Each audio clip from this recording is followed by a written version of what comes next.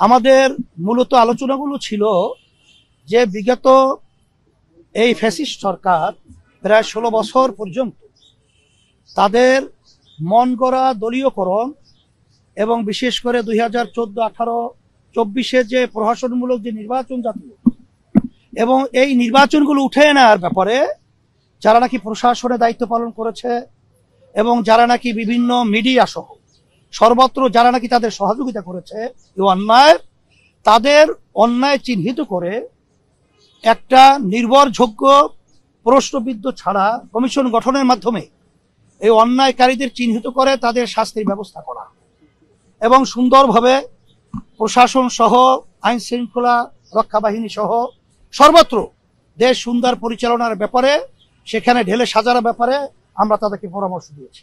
নির্বাচন এবং সরকারের এবং সাথে সাথে আমরা বলেছি যে এই সব জায়গাগুলো সুন্দর স্বচ্ছ একটা পরিবেশ তৈরি না হওয়া পর্যন্ত আসলে নির্বাচন যখন দেওয়া হবে তখন আবার ওই আগের সেই ধারাটাই বাস্তবায়নের ক্ষেত্র তৈরি হতে পারে বিধায় আমরা বলেছি যে খুব শীঘ্র আপনারা এই সব জায়গাগুলো সুন্দর পরিবেশ তৈরি করার মাধ্যমে বিশেষ করে বাংলাদেশের আজকে 53 বছর স্বাধীনতার বয়সে যে পদ্ধতিতে নির্বাচন হইতেছে আসলে এখানে দেখা যায় কালো টাকার দৌরত্ব এবং যেটাকে বলা হয় দলীয়করণ, এই পেশি শক্তির মাধ্যমে আসলে মূলত যারা নাকি যোগ্য দেশ পরিচালনার এবং যাদের দেশের প্রেম রয়েছে এই ধরনের লোকগুলা অনেক ক্ষেত্রে দেশ পরিচালনার দায়িত্ব পায় না। সেক্ষেত্রে আমরা পিআর সিস্টেম যে নির্বাচন, যেটা সব শাখার সব ধরনের সব মন মানসিকতার লোক এখানে সম্পৃক্ত থাকতে পারবে এবং তাদের ভোট হবে পিআরের, এটা হলো সংখ্যানুপাতিক হারে নির্বাচনটা হবে। সেখানে দল এবং মার্কা থাকবে, জনগণ ভোট দিবে এবং সেখানে যেই দল যেভাবে ভোট পাবে সেই অনুযায়ী তাদের প্রতিনিধি সেখানে আপনার পার্লামেন্টে থাকবে, দেশ পরিচালনা করবে। সেখানে সবাই সম্পৃক্ততা সেখানে নিশ্চিত হলো, যার কারণে দেশ সুন্দরভাবে চলবে। এখানে কোনো আর বৈষম্যমূলক বা বিভিন্ন ধরনের নৈরাজ্য সৃষ্টি করার মতো কোনো পরিবেশ থাকবে না। এই আমাদের আমরা বলেছি নির্বাচনের পরিবেশ সৃষ্টি হওয়ার সাথে সাথে আমি একটু বলি, সেটা হলো যে আপনারা এই নির্বাচনী পরিবেশ সৃষ্টির জন্য আপনারা এই সরকারকে কত সময় দিতে চান? মানে আমরা এখন কোনো প্রস্তাব দিয়ে এসেছি, আমরা বলছি খুব শীঘ্র। এখন আসলে এটা তো আমাদের হাতে না, আর এই ব্যাপারটা তো একদিন 2 দিন নির্ধারিত বলাও যায় না। তবে বলছি যে খুব ত্বরিত আপনার পরিবেশ তৈরি করবেন। তবে আমরা এখন একটা রোড ম্যাপ ঘোষণা করার জন্য বলছি যে এটা বলেন নির্বাচনটা কবে হবে, সময় নির্দিষ্ট একটা রোড ম্যাপ যাতে আমরা নির্বাচনটা কিভাবে হবে এবং কবে আপনারা কিভাবে করবেন একটা রোড ম্যাপের ব্যাপারেও আমরা তাদের সাথে আলোচনা করেছি। সেই শব্দটা আমরা ব্যবহার করেছি খুব শীঘ্র। ইসলামী আন্দোলন বাংলাদেশ আজকে আনুষ্ঠানিকভাবে আমরা সম্মানিত অন্তর্বর্তীকালীন সরকার প্রধানের সাথে আমরা সাক্ষাৎ করেছি এবং আমাদের দেশ সুন্দরভাবে গঠন করা এবং সুন্দরভাবে দেশ পরিচালনা করার ব্যাপারে তাদের সাথে আলোচনা হয়েছে, মতামত বিনিময় আমাদের হয়েছে।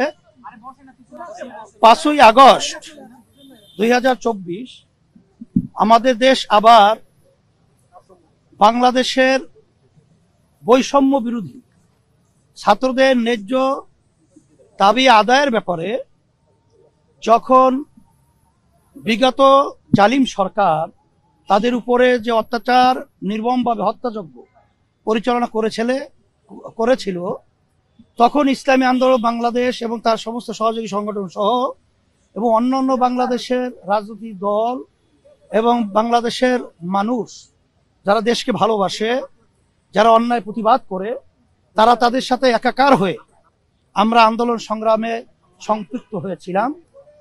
অন্তর্বর্তীকালীন সরকারের দেশ সুন্দরভাবে পরিচালনা এবং সুন্দর সাজানোর ব্যাপারে আমাদেরও একটা দায়িত্ব কর্তব্য আছে বিধায় আমরা দেশ সুন্দর পরিচালনার ব্যাপারে আমরা আমাদের পরামর্শ তাকে দিয়ে আসছি এবং সেও আমাদের সহযোগিতা কামনা করছে এবং আমরাও বলছি যে ভালো কাজের ব্যাপারে, দেশ গড়ার ব্যাপারে আমরা আপনাদের সহযোগিতায় ছিলাম, আছি, থাকবো।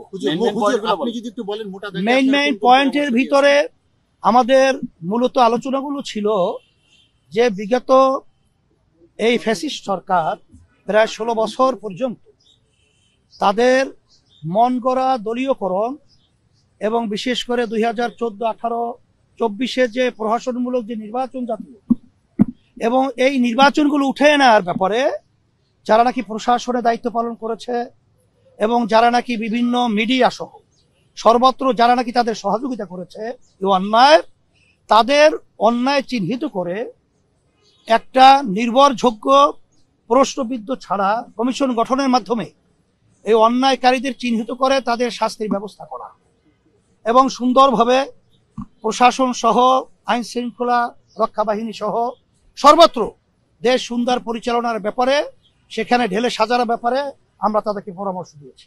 নির্বাচন এবং সরকারের এবং নিয়ে কোনো কথা বলেছেন? সাথে সাথে আমরা বলেছি যে এই সব জায়গাগুলো সুন্দর স্বচ্ছ একটা পরিবেশ তৈরি না হওয়া পর্যন্ত আসলে নির্বাচন যখন দেওয়া হবে তখন আবার ওই আগের সেই ধারাটাই বাস্তবায়নের ক্ষেত্র তৈরি হতে পারে বিধায় আমরা বলেছি যে খুব শীঘ্র আপনারা এই সব জায়গাগুলো সুন্দর পরিবেশ তৈরি করার মাধ্যমে বিশেষ করে বাংলাদেশের আজকে 53 বছর স্বাধীনতার বয়সে যে পদ্ধতিতে নির্বাচন হইতেছে আসলে এখানে দেখা যায় কালো টাকার দৌরত্ব এবং যেটাকে বলা হয় দলীয়করণ, এই পেশি শক্তির মাধ্যমে আসলে মূলত যারা নাকি যোগ্য দেশ পরিচালনার এবং যাদের দেশের প্রেম রয়েছে এই ধরনের লোকগুলা অনেক ক্ষেত্রে দেশ পরিচালনার দায়িত্ব পায় না।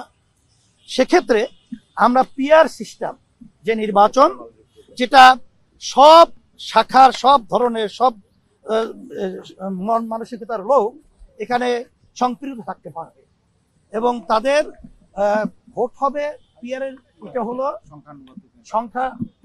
সংখ্যানুপাতিক হারে নির্বাচনটা হবে।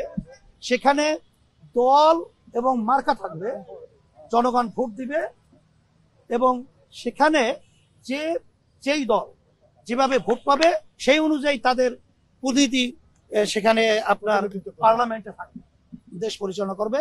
সেখানে সবাই সম্পৃক্ততা সেখানে নিশ্চিত হলো, যার কারণে দেশ সুন্দরভাবে চলবে। এখানে কোনো আর বৈষম্যমূলক বা বিভিন্ন ধরনের নৈরাজ্য সৃষ্টি করার মতো কোনো পরিবেশ থাকবে না। এই আমাদের আমরা বলেছি নির্বাচনের পরিবেশ সৃষ্টি হওয়ার সাথে সাথে। না আমি একটু বলি, সেটা হলো যে আপনারা এই নির্বাচনী পরিবেশ সৃষ্টির জন্য আপনারা এই সরকারকে কত সময় দিতে চান? মানে আমরা এখন আপনারা কোনো প্রস্তাব দিয়ে এসেছেন? আমরা বলছি খুব শীঘ্র। এখন আসলে এটা তো আমাদের হাতে না, আর এই ব্যাপারটা তো একদিন 2 দিন নির্ধারিত বলাও যায় না। তবে বলছি যে খুব ত্বরিত আপনার পরিবেশ তৈরি করবেন।